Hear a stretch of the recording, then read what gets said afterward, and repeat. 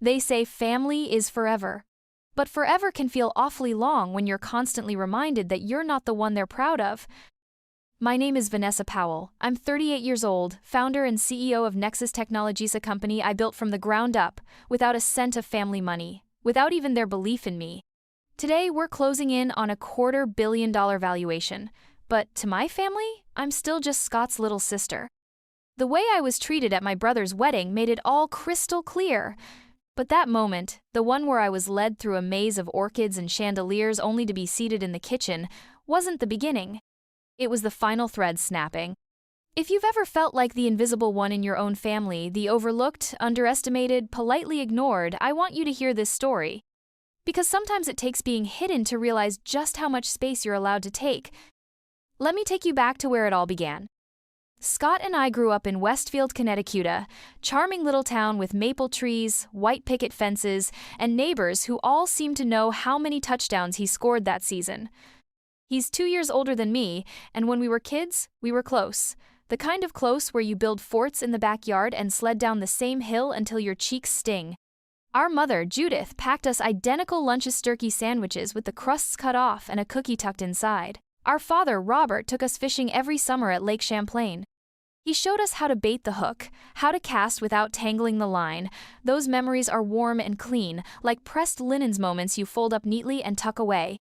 But childhood isn't always fair, and the divide? It started small. Scott joined the football team in high school. Naturally, he was a star. The town loved him. My parents beamed every time he walked onto the field, shouting his name from the bleachers. I joined the computer club and the debate team. When I won my first district-level debate, Dad said, "That's nice, sweetheart, but you should come to Scott's playoff game Friday. It's going to be huge." I had a regional competition that same day. They didn't come. They never did. They told themselves they supported both of us equally, but there's a difference between lip service and showing up. I learned that early. Dad always said, sports and business build character. All that computer stuff, it's just a phase. But I never grew out of that phase. Instead, I earned a full-ride scholarship to MIT. My acceptance letter arrived in a plain envelope, no frills, just world-changing potential packed into a single piece of paper. I showed it to my parents at dinner. Mom smiled, said how proud she was, then turned to Scott and asked how practice had gone. He went to our father's alma mater on a partial athletic scholarship. He barely graduated. Still, the family acted like he'd conquered Everest. After college, he joined Powell Construction, her grandfather's legacy business. They handed him a management role. No apprenticeship, no proving himself, just a name badge and an office with a view. I, meanwhile, was working 16-hour days at a Boston tech startup, sharing a cramped apartment and eating ramen for dinner. Again. They never visited, never asked what I was building, only that I should consider a real job at the family company. I don't think they ever meant to be cruel, that's the worst part. But the message was always the same. Scott was the real investment, I was the curiosity. When I was 28, I did something insane. I emptied my savings account, took out a modest business loan, converted my one-bedroom apartment into an office. I slept on a pull-out couch. My dining table became my desk. My fridge was stacked with instant noodles and cold brew. I founded Nexus Technologies. Those first 2 years were brutal. I lost friends. I missed birthdays. I cried in the shower and smiled on investor calls. Every dollar I earned went back into the company. I was exhausted, unappreciated, and alive in a way I hadn't been since MIT. When I called my parents during those years, they'd always sound concerned. "We're worried about you, honey," Mom would say. "There's always a place for you at your father's company." What she meant was, this dream of yours, it's probably just a detour. They never offered to invest, never asked to see my product, never said, "We believe in you." We developed a revolutionary piece of software, streamlined, intuitive supply chain management that could scale globally. Suddenly, we weren't just some startup, we were being taken seriously. I moved into a real office, hired a team, my LinkedIn blew up, venture capital firms started circling. It was the kind of growth people write blog posts about. Right around then, Scott met Tiffany Bradford. She was blonde, beautiful, and rich in the effortless way some people are, Her father, Richard Bradford, ran Bradford Enterprises, a real estate conglomerate with developments across the country, worth billions. They met at a charity golf tournament. 6 months later, they were engaged. My parents were ecstatic. "Richard's taken quite a shine to Scott," Mom gushed. "He's introducing him to the right people. This could take Powell Construction to a whole new level." I nodded and smiled, pretended I wasn't tired of hearing how lucky Scott was, pretended I didn't just sign a contract with one of the top logistics firms in the country, pretended my success still mattered, even if no one noticed. The universe has a sense of humor. Around the same time Scott and Tiffany were planning their wedding, Bradford Enterprises was quietly searching for better tech infrastructure.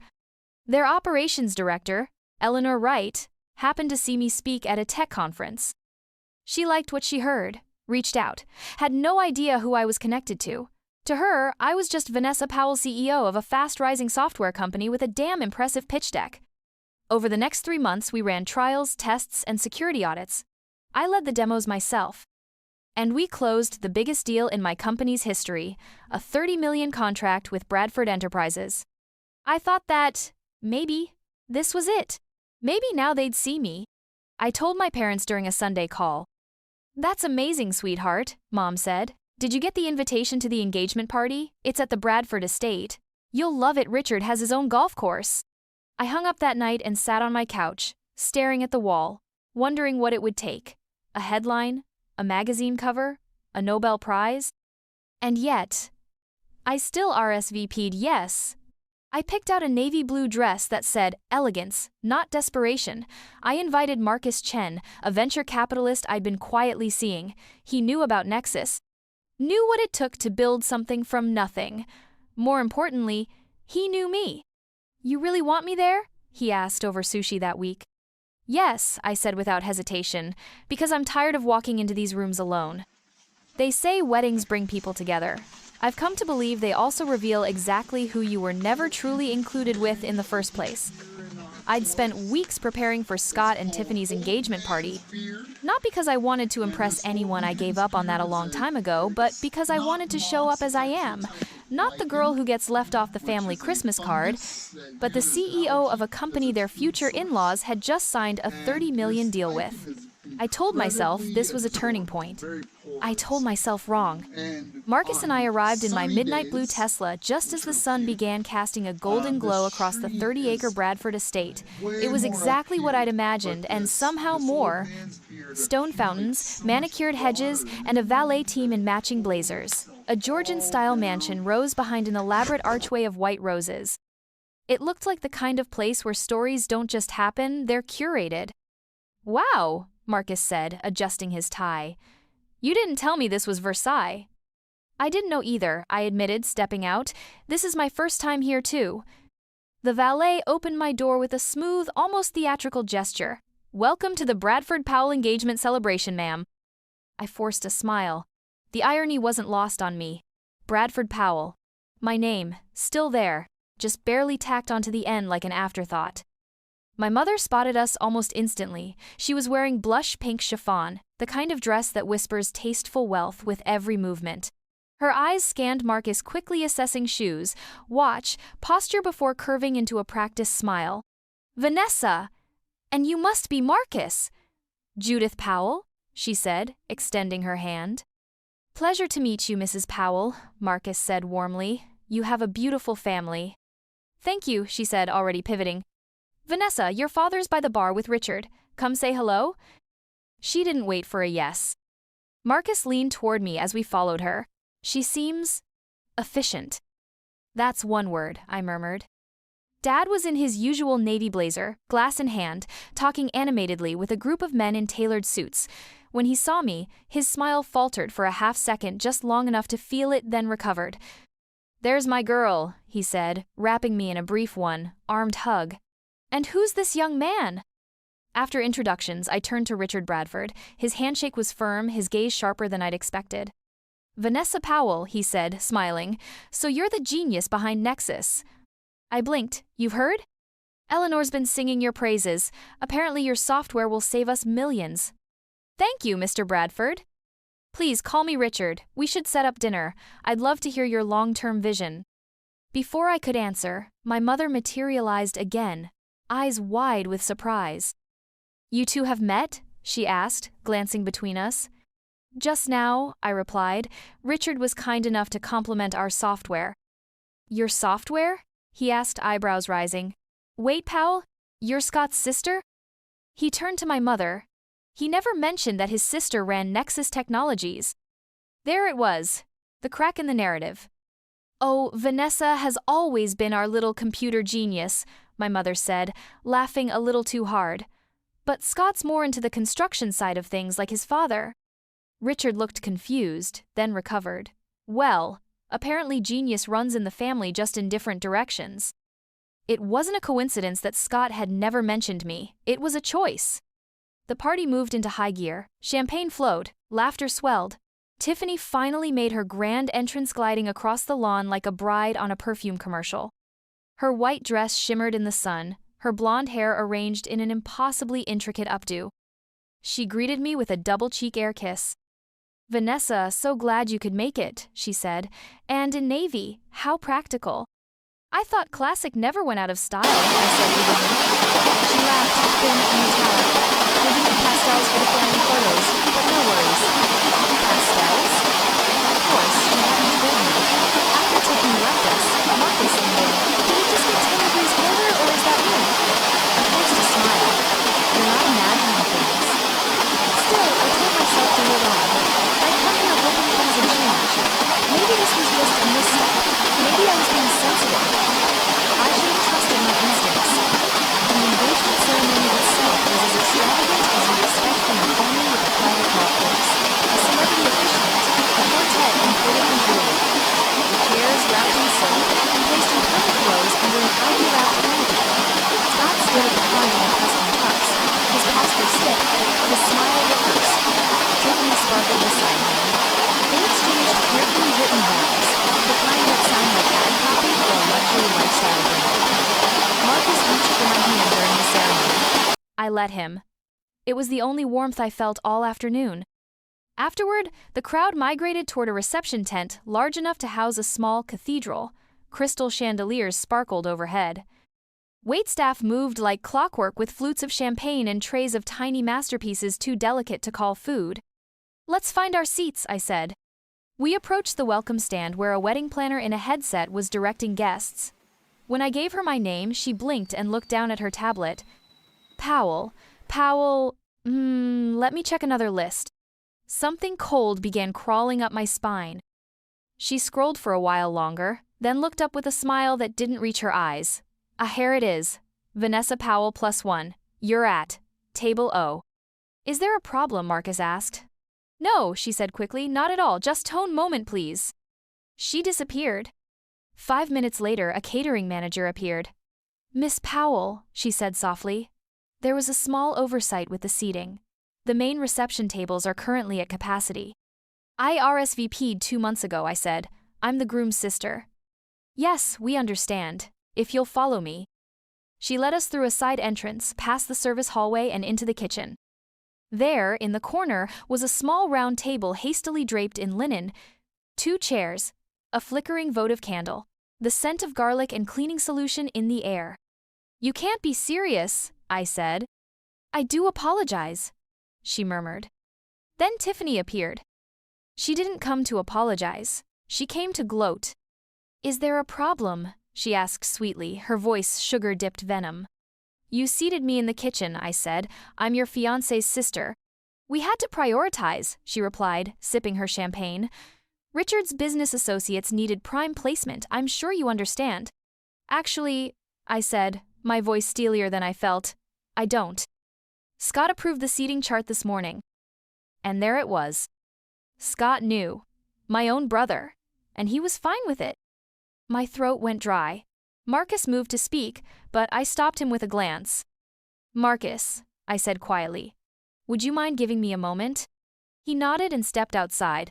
And I stood there, alone, surrounded by chattering staff and flickering heat lamps, invisible to the people who should have seen me the most. I wasn't angry yet, I was stunned, because somewhere deep inside, I'd still believed that if I succeeded enough, they'd finally let me in. Instead, I was standing next to the garbage bins at my brother's engagement party. You never forget the moment your own family makes it clear you're not one of them, not really? For me, that moment happened in a commercial-grade kitchen, beside a tray of untouched hors d'oeuvres, with the scent of seared scallops hanging in the air. I'd been placed there. Not accidentally, not by chance, but intentionally, strategically. And what hit hardest wasn't just that I was seated next to the dishwasher while business associates clinked champagne flutes under chandelier sit was knowing Scott had agreed to it. He saw the guest list. He signed off on the seating chart. He knew where I'd be. And he didn't care.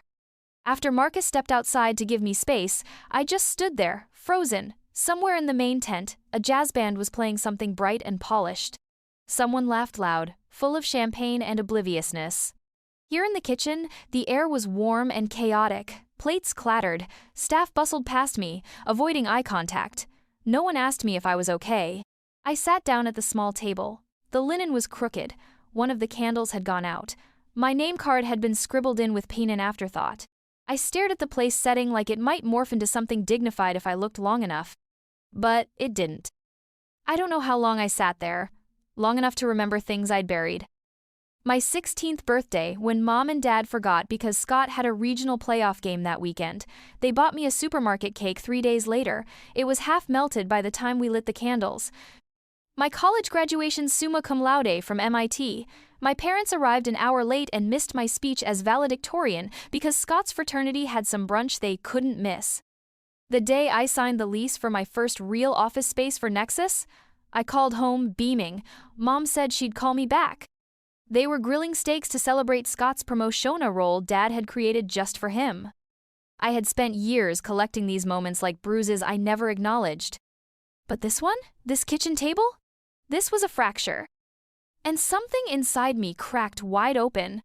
I made my way to the women's restroom just off the main hallway, locked myself in a stall, leaned against the door and finally let the tears fall. Not pretty ones. The kind you try to swallow. The kind that come from the bone-deep realization they're never going to choose you. I covered my mouth to keep the sobs quiet. I didn't want anyone to hear me, not because I was ashamed of crying, but because I refused to give them the satisfaction of knowing they'd broken me. I'd walked into that party thinking the contract with Bradford Enterprises might finally earn me my place. The irony was sharp. I had helped build a software solution that was about to save them millions, and they couldn't give me a damn chair at a proper table. That wasn't just oversight. It was clarity. A soft knock on the door pulled me back. Vanessa? It was Marcus, his voice gentle. You okay? I wiped my eyes, took a shaky breath, and opened the stall. He stood there holding 2 flutes of champagne. Thought you might need this. I took it from him, grateful for something any to hold on to. I'm sorry you had to see that, I said. Don't be, he said, leaning against the marble counter. Honestly, I'm just glad I'm finally seeing the whole picture. What do you mean? He tilted his head. You've hinted before about your family dynamic, but now I see it. The way they treat you, it's not subtle. And it's not okay. I looked at myself in the mirror. My makeup was smudged, my cheeks blotchy. But beneath it, I saw something else steal, a flicker of resolve, the version of me I'd fought to become. I don't actually need their approval, I said quietly. I thought I did, for years, but I built Nexus without them. I have clients who believe in me, a team that respects me. I don't need to keep begging for scraps at their table.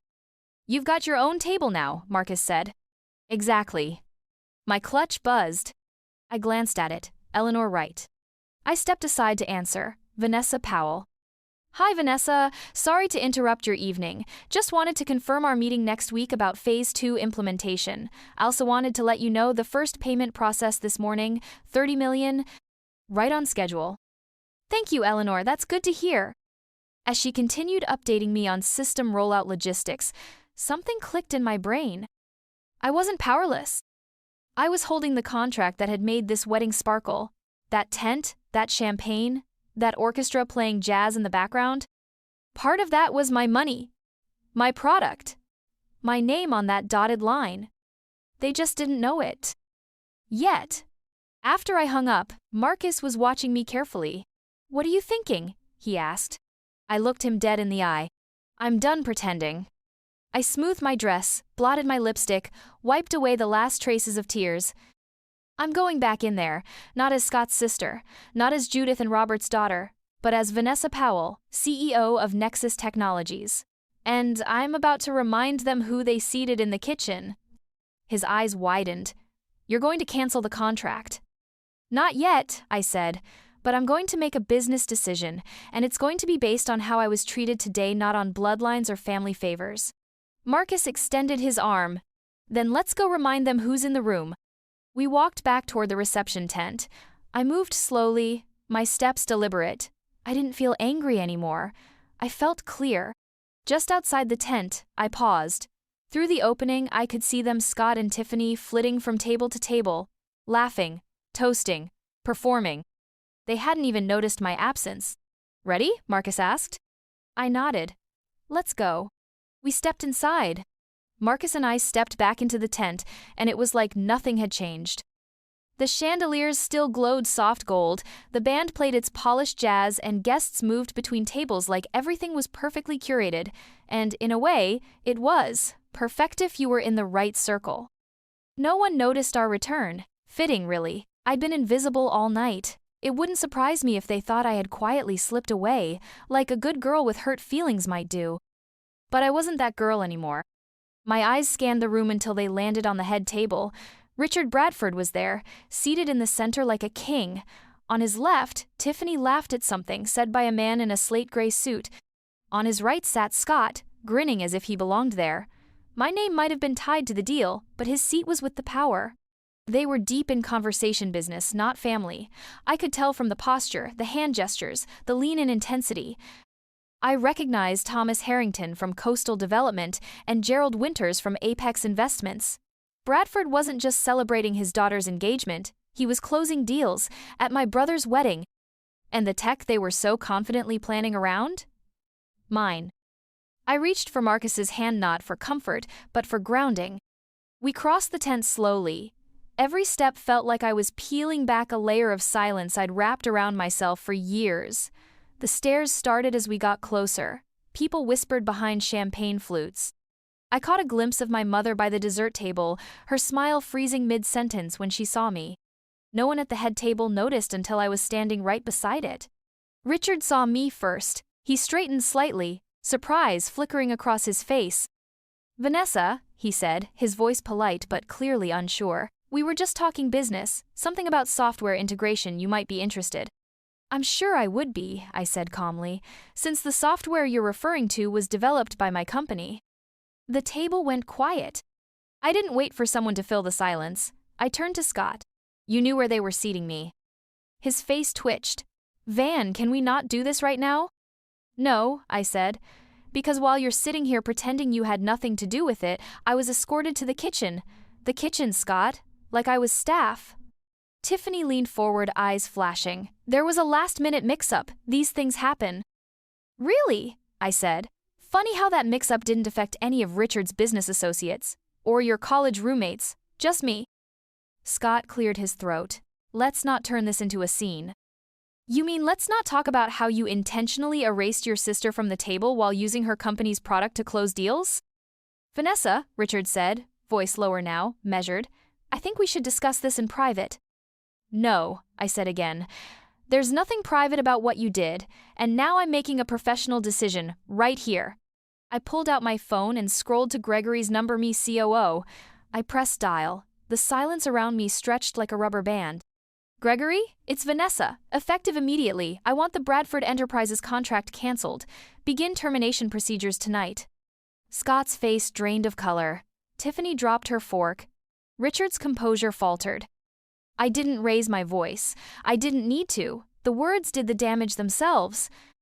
$30 million, Richard said, barely above a whisper. You're canceling a $30 million deal over a seating arrangement? No, I said. I'm canceling it because that seating arrangement revealed something bigger. You don't respect me, and I don't do business with people who think I'm dispensable. Tiffany's voice cut through the shock like a whip. You've ruined everything. I turned to her. You ruined it the moment you decided I didn't belong at your table. Scott finally found his voice. Vanessa, please, just come talk to me. Let's work this out. This isn't about working anything out. This is about showing you I'm done asking for a seat. I've built my own table. And from now on, if someone doesn't see my worth, I don't stay quiet, I walk. Richard stood, but I was already turning away. As I did, one of the men at the table, the one who had been talking mergers a moment ago, stood too. Miss Powell? I paused. Gerald Winters, Apex Investments. That was possibly the boldest, most principled thing I've seen at a business event. Would you be open to scheduling a meeting next week? We'd love to talk about working with Nexus. I nodded once. Have your assistant call my office. I turned back to Marcus, who was watching all of it unfold with a kind of proud astonishment. That, he whispered as we walked away, was a masterclass.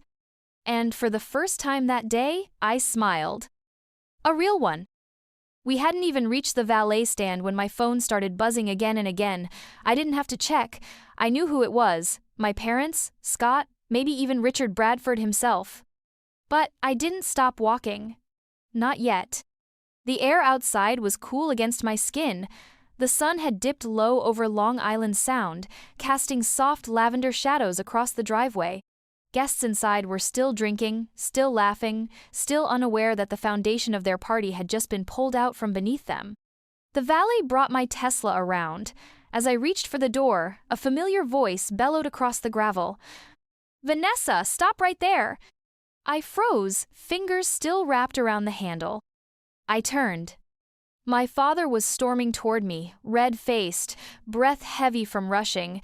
His tie was loose, and his words came sharp. "What the hell do you think you're doing?" I didn't answer. Not yet. I just waited. "Do you have any idea what you've done?" he continued. "You humiliated this family. In front of Richard, in front of Scott's friends, your mother's in tears." "I didn't seat myself in the kitchen," I said flatly. He shook his head. "So what? You sit where you're placed. That's called being a guest. That's called having manners. But no, you had to make it about you, your feelings, your wounded pride." Marcus stepped forward. "With all due respect, sir." My hand went to his wrist, gently. "I've got this." I turned back to my father. "I've spent years swallowing every slight, every dismissal, every moment where you looked past me to praise Scott for doing the bare minimum," I said. "I stayed quiet when you forgot my birthday. I stayed quiet when you showed up late to my graduation. But I won't stay quiet now, not when I've built something real and you still treat me like the family intern." My father's eyes narrowed. "You just canceled a $30 million contract. You think that's power? You think that makes you some kind of hero? You torched your brother's future. Do you know what Richard was planning? He was about to bring Scott into the next phase of the development project, make him a real partner." "So this isn't about me at all," I said. "It's about Scott's advancement, his image, his climb." He didn't answer.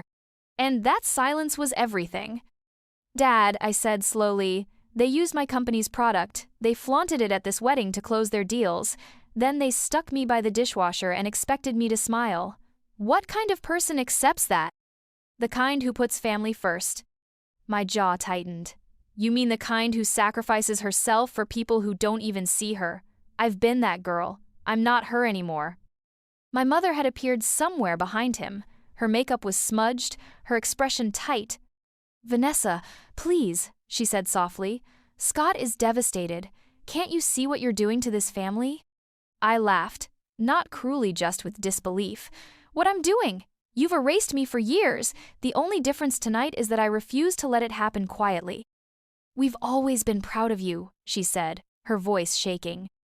"No, Mom, you've been vaguely polite. There's a difference." Behind them, the grand front doors opened.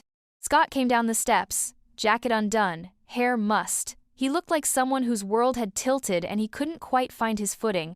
"What the hell, Vanessa?" he said, voice cracking. "You just torpedoed everything." "Did I?" I asked. "Or did I finally refuse to be used?"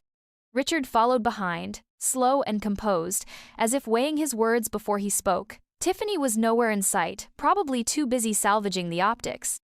"Miss Powell," he said, addressing me carefully, "perhaps we got off on the wrong foot." I raised an eyebrow. "I think you had me seated exactly where you wanted me." He exhaled slowly. There's been tension tonight, understandable, but the contract is important to both sides. Surely we can discuss. I'm not interested in salvaging a partnership where I'm treated as a liability instead of a leader, I said. You're walking away from $30 million, he replied. I'm walking toward my dignity. He didn't say anything after that, just gave a tight nod and stepped back. But in his eyes there was something I hadn't seen before. Respect, maybe. Or fear. Scott wasn't so quiet. You ruined my wedding, he spat. You made it all about you. I looked at him. Really looked at him. You made it all about business, I said. You just didn't think the business you were leveraging would talk back. Then I turned, got into my car and closed the door. As we pulled away, Marcus didn't say anything. He didn't have to. The silence wasn't empty, it was earned. It was the sound of freedom. The next morning, I walked into the Nexus Technologies office at 1 a.m. sharp. I hadn't slept more than 4 hours, but my mind was crystal clear. There was no fog, no hesitation, just forward momentum. My inbox had exploded. 17 emails from various executives at Bradford Enterprises. 3 of them were from Eleanor Wright, 2 from Richard Bradford himself. The subject lines read like a timeline of panic. Urgent, follow-up on contract status, request for call, second attempt, please advise. Sarah, my assistant, met me at the door with a steaming mug of coffee and a tight expression. I assume you've seen your inbox, she said. I have. Eleanor called twice already. Mr. Bradford called 5 minutes ago. I took a long sip of the coffee. It was strong, perfect, just like today needed to be. Schedule a call with Eleanor at 10, I said. As for Richard, tell him I'm in meetings all day, tomorrow afternoon if I'm available. Her eyebrows shot up. He said it was urgent. I'm sure it is, I replied. But I need time to prepare. By 9:30, the news had spread through the company. Senior staff were already gathered in the conference room when I walked in. Gregory Phillips, our COO, stood by the whiteboard, arms crossed. So, he said, want to tell us what happened at your brother's wedding that resulted in us losing our biggest contract? I gestured to the table. Everyone sit. You deserve to hear the whole story. And I told them. Not every gory detail, just the essentials, the treatment, the kitchen, the public disrespect, and the conscious decision to walk away. When I finished, Gregory stared at me for a long moment. I'd like to say I'm surprised, he said, but after everything you've told me over the years about your family, this tracks. I looked around the room. No one seemed shaken. No one was angry. They were thinking, calculating, already pivoting. We're going to be fine, I said. But we need to adjust fast. We've already started, Gregory said. Westfield Partners, remember the demo we gave them last month? I think with a little incentive we can close them. Do it. And Apex Investments? Sarah added. Their rep called this morning, said Mr. Winters wants to meet by end of week. My lips parted slightly. He wasn't bluffing? No, ma'am, she said. He was impressed. For a moment, I let myself feel it not victory. Not yet, but something steadier. Validation. All those years of swallowing disrespect had convinced me I needed to prove my value over and over. But maybe I didn't need to keep proving anything. Maybe I just needed to stop pretending I hadn't already. At 10:00 sharp, Eleanor Wright appeared on the conference screen. She looked tired. Vanessa, she began. First, I want to say I had no idea about the seating issue. Not until Richard told me this morning. I am so sorry. You don't need to apologize for your employer's lack of professionalism. No, but I feel like I do, she said. Because you and your team have been nothing but professional with us, and now this whole implementation might fall apart. I leaned forward. Are you asking if I'll reconsider the contract? She hesitated. I'm asking if there's any way we can salvage this. New terms, different contacts, whatever it takes. I didn't answer right away. Because the truth was, I didn't know. Part of me wanted to move on completely, cut ties and never look back. But another part of me, the CEO part, knew better. Emotions didn't make contracts. Strategy did. I'll think about it, I said at last, but only if Richard steps aside. I won't work with someone who undermines my authority again. Understood. The call ended. I closed my laptop. Gregory looked at me. You handled that with more restraint than I could have. It's not about revenge, I said. It's about value. Either they start seeing either, we go where we're already respected. That afternoon, we secured 2 meetings, one with Coastal Development and one with Apex. Both companies had heard what happened. Neither seemed concerned. If anything, they were intrigued. By 5 o'clock, I was ready to shut down for the day when my personal phone buzzed. A number I didn't recognize lit up the screen. I was about to send it to voicemail when something told me to pick up. Vanessa Powell speaking. There was a pause. Then a voice I hadn't heard in 20 years. Vanessa, this is Diana Powell, your aunt, your father's sister. I froze. Aunt Diana? I said slowly. I didn't think I'd ever hear from you. I imagine not, she said, but I've been watching, quietly. You've built something remarkable, Vanessa, and I wanted to tell you I'm proud of you. I swallowed. Thank you. She paused again. I also heard what happened at the wedding. Of course she had. Bradford gossip traveled faster than fiber internet. And it's about damn time someone in this family stood up to them. I blinked. You're not the first Powell woman to be ignored, she continued. I tried to run a business too, back in the 80s interior design firm. Successful too. But your grandfather and father decided it was a cute side project. I was pushed out of the family business, cut off. That's why you disappeared? That's why I walked, she corrected. There's a difference. I felt like someone had punched the air out of my chest. She went on to tell me stories about summers working job sites, about being sidelined at board meetings, about leaving Connecticut with nothing but a sketch pad and her self-respect. I listened in stunned silence. And then we made plans to meet for dinner. She laughed when I suggested it. It's about time one of us brought the family name into the 21st century. As I ended the call, I stared out at the skyline from my office window. The world looked different than it had 3 days ago. Sharper. Simpler. This wasn't the end of something. It was the beginning of something entirely new. It started with a text. Scott, need to talk, just you and me, tomorrow, lunch? I stared at the screen for a long moment. We hadn't spoken since I walked out of the wedding reception. Not a word. Not even a passive-aggressive family group text. Just silence until now. I didn't know what surprised me more, that he reached out, or that a part of me didn't immediately want to delete the message. There was still a flicker inside me, a small, tired ember that remembered the boy I used to share a treehouse with, the one who used to sneak Oreos from the pantry and split them with me in secret. That boy had been my best friend once. But the man I faced at the wedding, he'd let me eat dinner in the kitchen. Still, I responded. Me, 1, 0, Luciano's on 5th, just us. His reply came instantly. Scott, thank you. I didn't answer. The next day, I arrived first.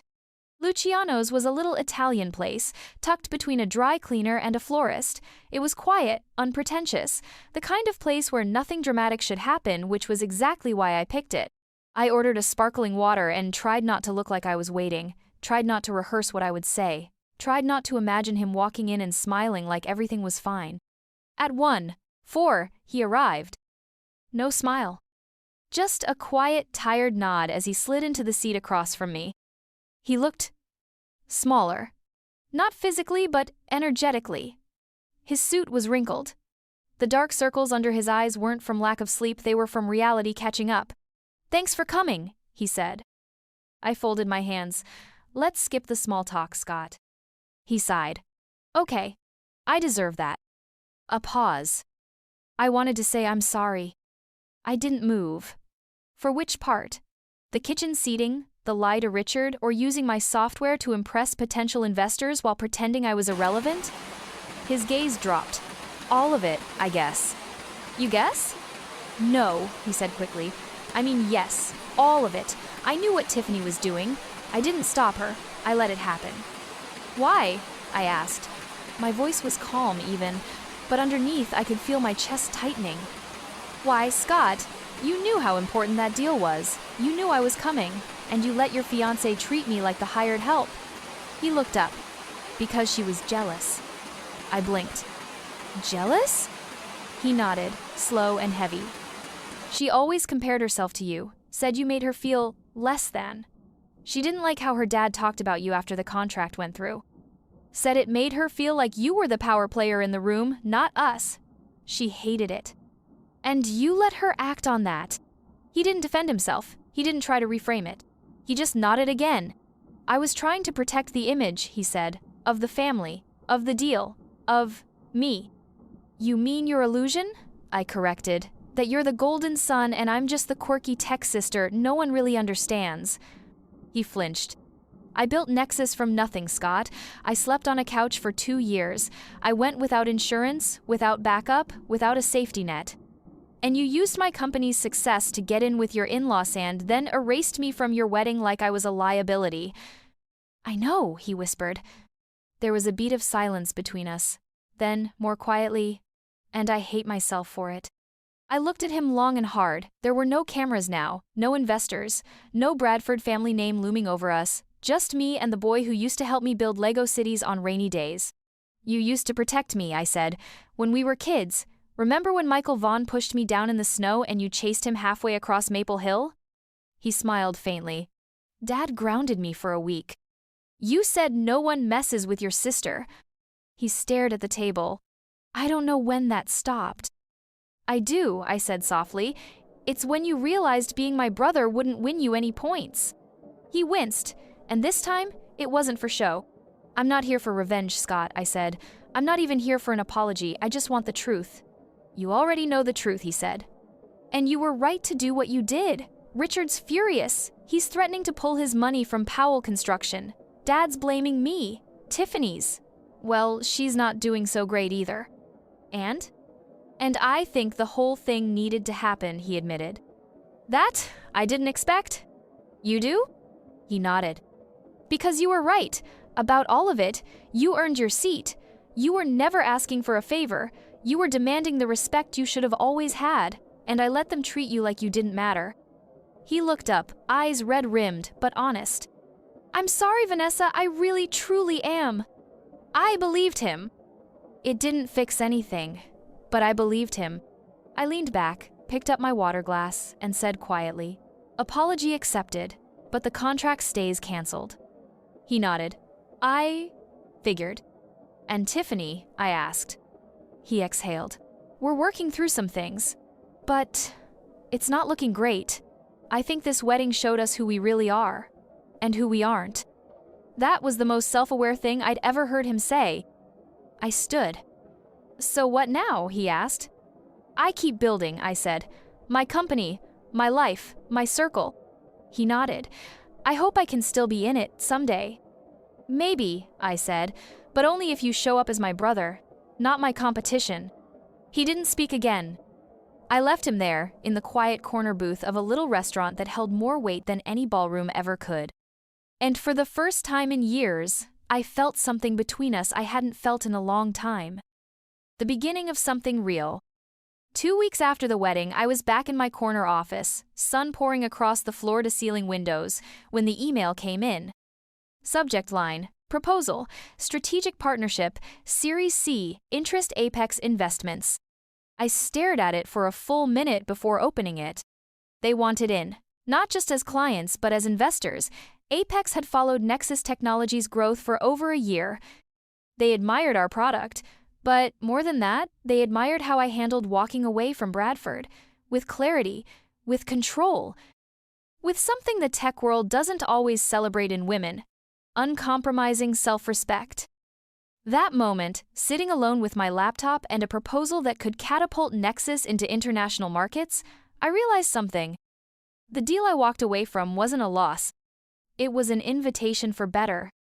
And that invitation only came once I stopped trying to belong at tables that had no seat for me. My family hasn't changed overnight. Scott and I text sometimes now, tentative, cautious, but there's honesty where there used to be performance. My mother calls more often.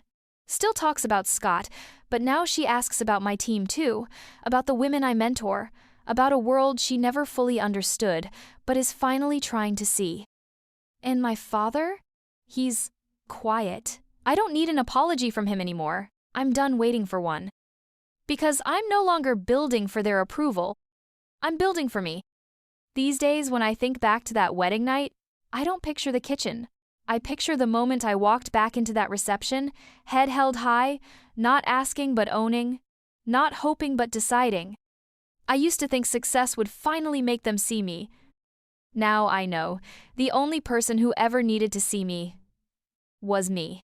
And once I did, the world couldn't look away. What about you? Have you ever had to walk away from people who didn't value you? Have you ever outgrown the story they tried to write for you? Let this be your reminder. You don't need their seat. You can build the whole damn table.